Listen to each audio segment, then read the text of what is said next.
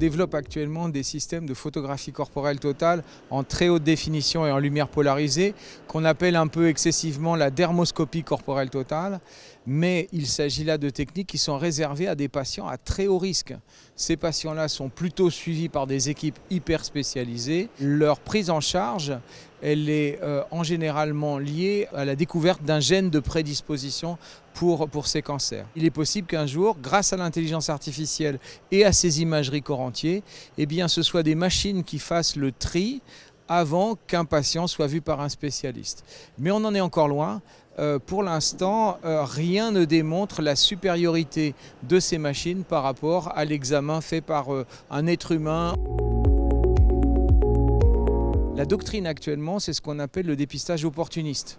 C'est-à-dire que ce n'est pas qu'on va rechercher systématiquement le cancer, mais à l'occasion d'un examen pour autre chose, un électrocardiogramme, une auscultation pulmonaire, regarder l'examen cutané et s'assurer qu'il n'y a rien de suspect. La population à risque reste la même. On connaît de mieux en mieux les gènes de prédisposition au mélanome, mais cela correspond à une toute petite portion de la population. C'est pas certain. Chez les patients à très haut risque, il y a des règles, il y a des conférences de consensus qui prévoient des examens tous les 6 mois.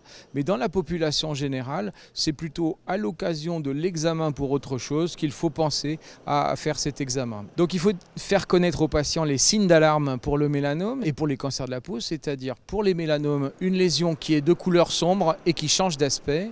Et pour les cancers de la peau, un bouton, quel qu'il soit, en léger relief, qui ne guérit pas dans un délai de 4 semaines environ.